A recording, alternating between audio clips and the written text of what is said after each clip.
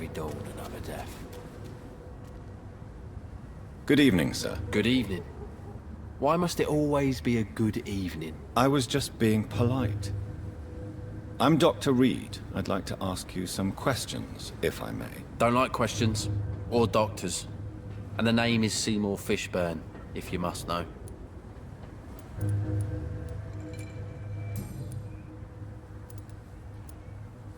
What can you tell me about this part of town? A shithole filled with maggots. Liars and thieves, all of them. Are you thinking about someone in particular? Nope. Hate them all. Especially these petty, whining little shitbag beggars. Is there no one who deserves your leniency, then? Well, Tom from our local is somewhat of a decent bloke. At least, unlike most maggots, he knows how to listen without opening his trap. What's your occupation? I take care of my mum. It's what I do. She's the only good thing in my life. Even though I don't treat her so good. You seem upset. Is something bothering you? I lost the necklace I bought her. I'm a fucking idiot. A worthless idiot. Sometimes it's hard to be a good son. I just want her to smile. No, I was thankful for her patience, appreciated like... God knows she deserves it.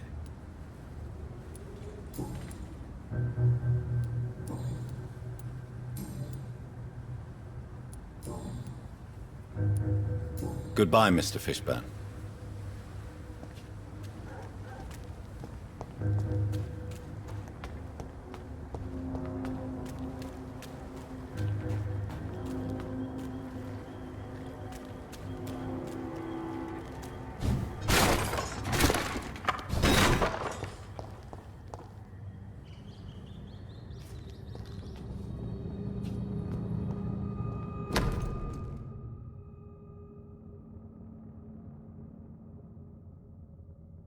From Seymour to my beloved mother, Stella. Fishburne, that sneaky bastard.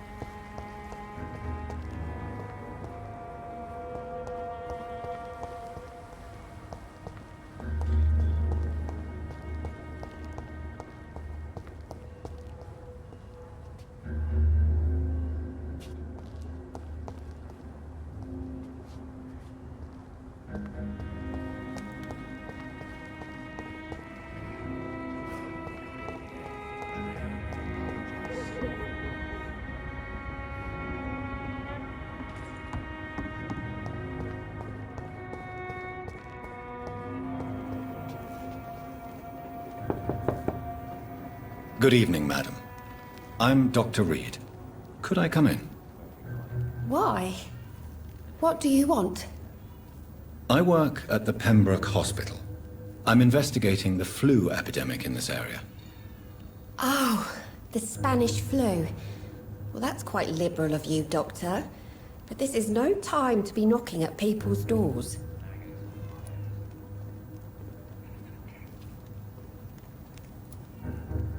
I'll leave you then. Good night.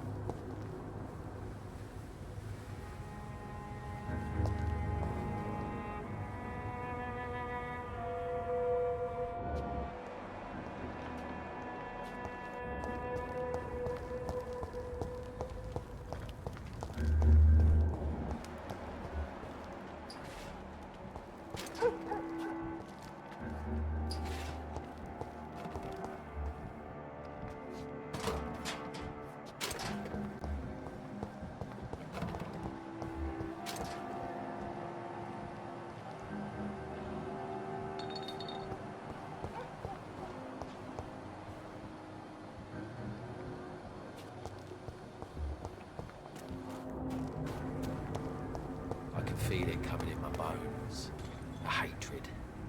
A wave of bitter death to drown and purge out. Good evening, Mr. Fishburne. Yeah.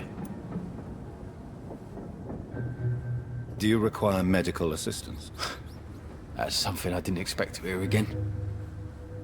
A doctor concerned with the health of his patients. Yeah. I could use some help. On several matters, in fact. I don't know which kind of doctor you're used to dealing with, but it's a doctor's purpose to heal people. And is it your purpose as well, Mr. Reed? I would say it's a convenient way for gaining people's trust. Goodbye, Mr. Fishburne.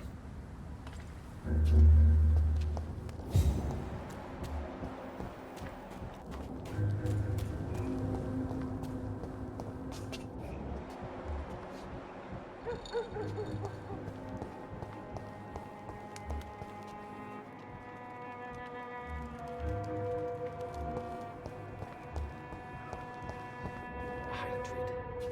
A wave of bitter death to drown and purge out.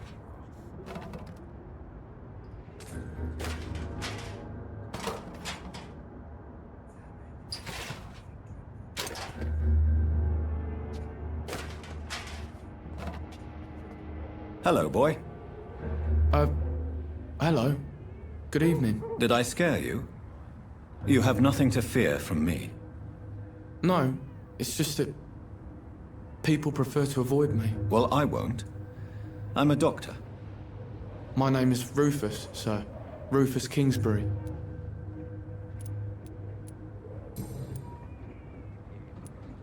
What can you tell me about this region? It's all about staying out of trouble.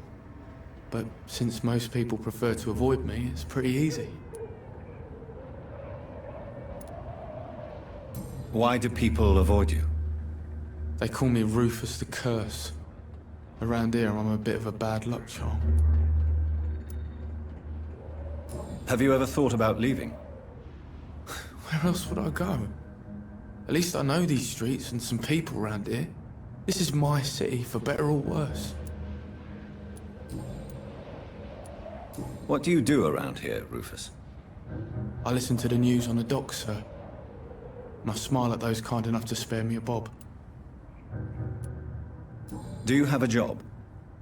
It's hard to work, what with my head and all. Since I was a boy, I've always had trouble remembering what I do and why I do it. What do people say about this place? Things have been tense between the wet boot boys and the communists. They both feel they should run the docks.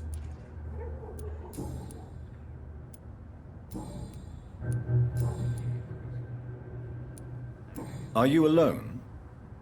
Where is your family? I don't have any. My parents are dead. So you have no home? You're sleeping rough. No. I mean, yes. I live on the streets. I have no home.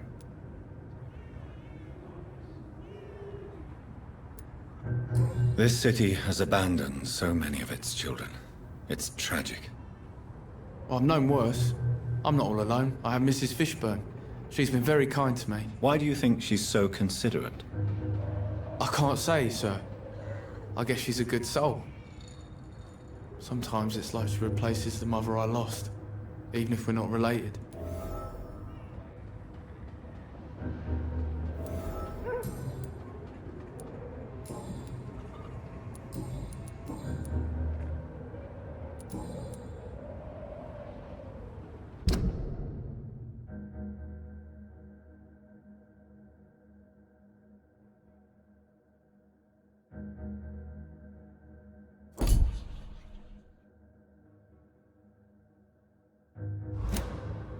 Do you need help? A real doctor caring about me. That's a first. I feel like a real person. A real doctor treats everyone the same, Rufus. I don't know what to say. Thank you, sir. Thank you. So long, Rufus. Be careful. Take care.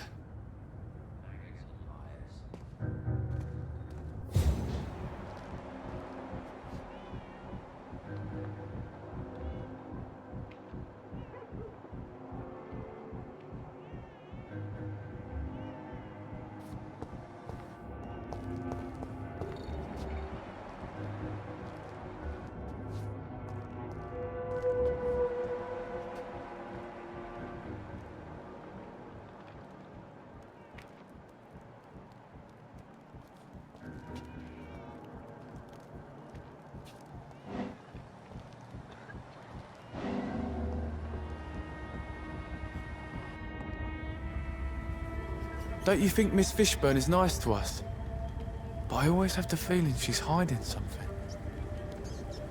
For now, you're still the only real friend I have, Jack.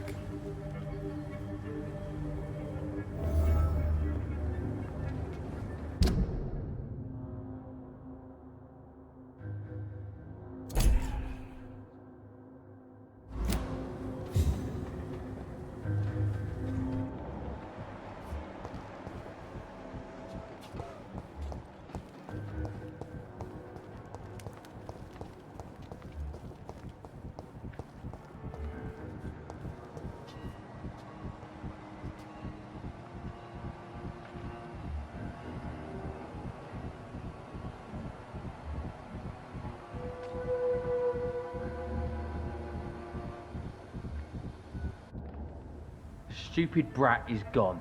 Good. I was tired of the maggot always hanging around our house anyway. My God, Seymour. Have you hurt the boy? Of course not. Why do you care so much about that cockroach? Do I need to talk to rats to get some attention too? Don't be so childish. You know I love you, Seymour. But you worry more about that stupid maggot. Don't speak about him that way. Rufus has always been the kindest boy. Yeah? Unlike your real son, right?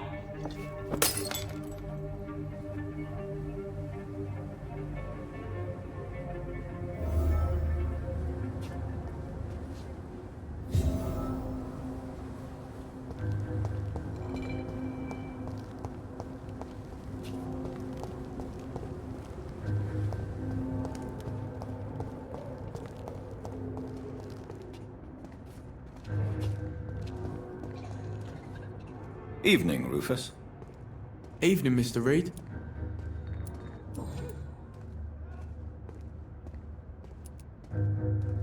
How come you consider it your only friend? I found Jack when he was a baby, alone amongst dead rats. Poison, probably. He was the weakest, but he survived. Just like me with my parents. Like you and your parents? When I was 8, my parents died in a car accident. Rumour says I didn't get a scratch.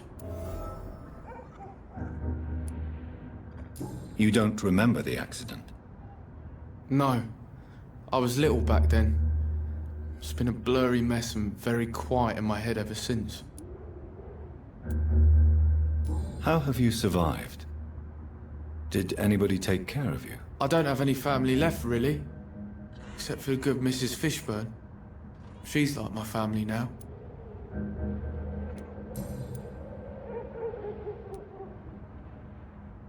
Rufus, tell me what you really think about Seymour Fishburne.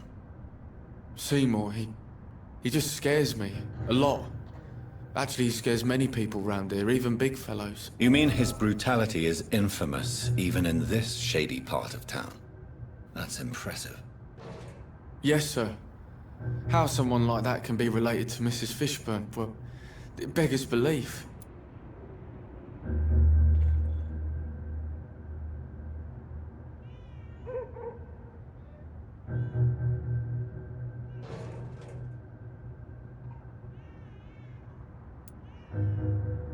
The patience of a mother for her child knows no limits. None of us would be here otherwise. You're right. And I certainly didn't mean any disrespect to the woman who takes such good care of me.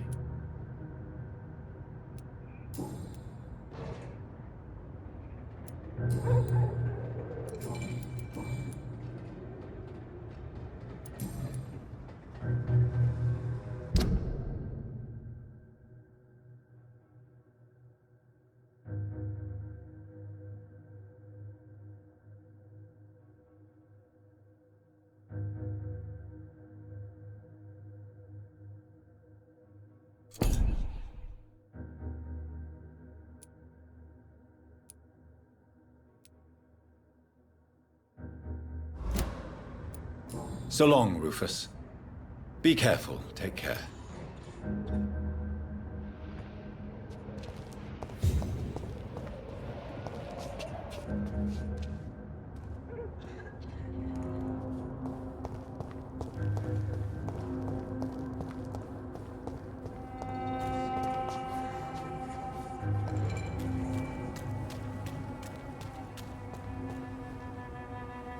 Good evening, Mr. Fishburne. Yeah.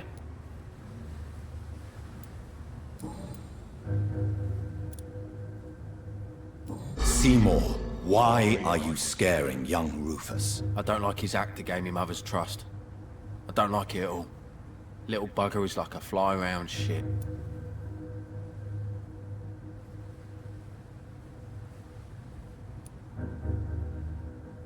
Young Rufus seems quite harmless to me. Your support could change his life for the better. I don't believe in kindness nor innocence, sir. The boy is either a fool or a hypocrite who hides his hand well.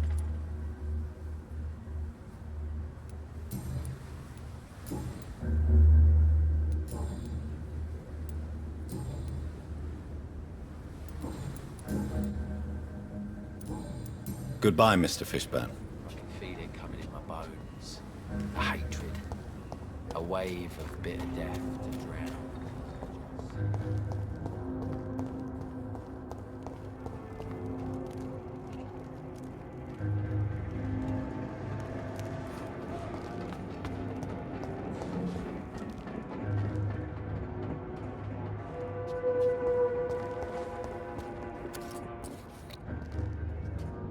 Good evening, sir. Whatever. Don't you recognize me?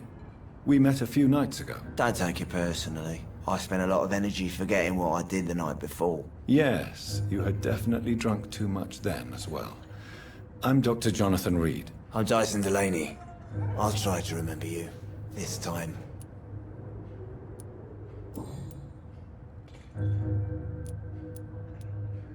What do you do for a living, Mr. Delaney? I drink. I drink in the morning and at noon. I drink at night. And then I drink some more. Why do you drink so much? Maybe it's because I prefer dying slowly. Death can be so abrupt. Personally, I like to see mine coming at my own pace. You sound very sad, sir. That's because I am, Doc. Don't you work at all? I'd love to, but I don't have the time. Didn't I tell you?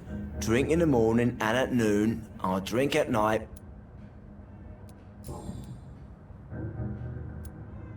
Is there anything in particular that you like about this part of town? Except for the cheap drinks, I mean. How dare you say such a thing? I love this neighborhood. So friendly. So joyful.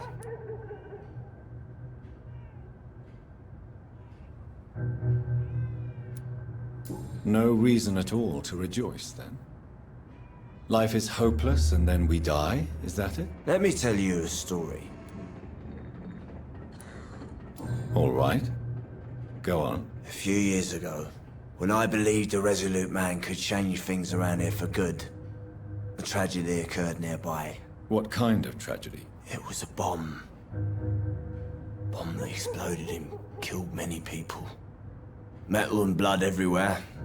Shouts, fire, broken window of the shoe shop, the torn street light. You lost people you loved that day, didn't you? I've lost everything. But you know what the worst part is? I don't even remember where it happened. I've drunk so much to forget it. And now I can't remember where it was. I can't pay my homage to the dead. I'm sorry, Mr. Delaney. It's okay. If you ever find the place, just leave a flower for me there. Even if you tell me where it is, I'm not sure I'd memorize it.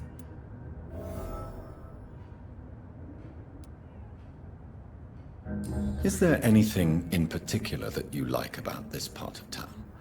Except for the cheap drinks, I mean. How dare you say such a thing? I love this neighborhood. So friendly, so joyful. No reason at all to rejoice, then? Life is hopeless and then we die, is that it? Let me tell you a story. Another time, perhaps. I'm not sure I want to hear another sad story.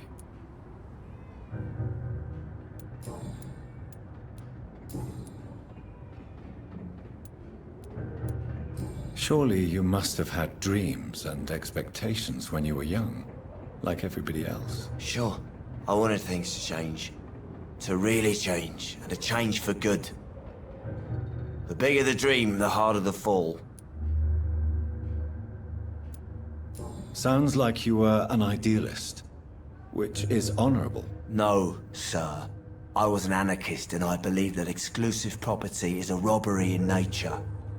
I wanted a new world to rise from the ashes, Dr. Reed. Do you really think the world is that bad? No, I believe we all can choose to make it better. But most of us are too weak, too corrupt and too guilty. I failed for sure, but others will come.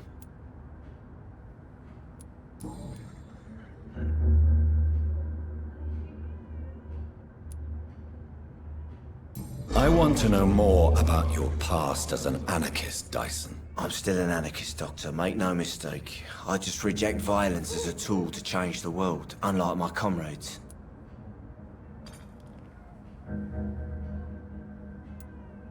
Do you still see your comrades, then? Even if you don't agree with their methods anymore, I mean. No. I hope they'll come to share my point of view one day. I'll raise my glass to that splendid idea. Do you believe in a bloodless revolution, then? I do not believe in much anymore, Doctor. But I'll admit I like your idea of peaceful change. I like it a lot.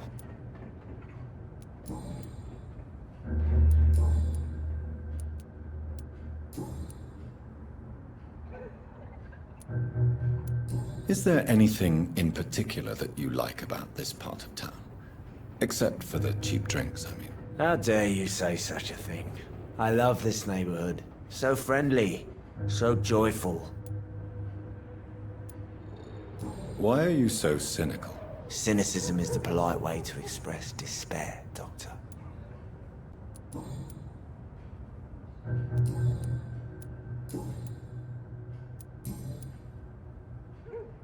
Inebriation aside, do you need medical help? Yes, I feel sicker than usual these days. Take this, then. And perhaps you could try to slow down the alcohol intake, too. Hey, Doc, you don't really want me to stop the only remedy I can afford. Goodbye, Mr. Delaney.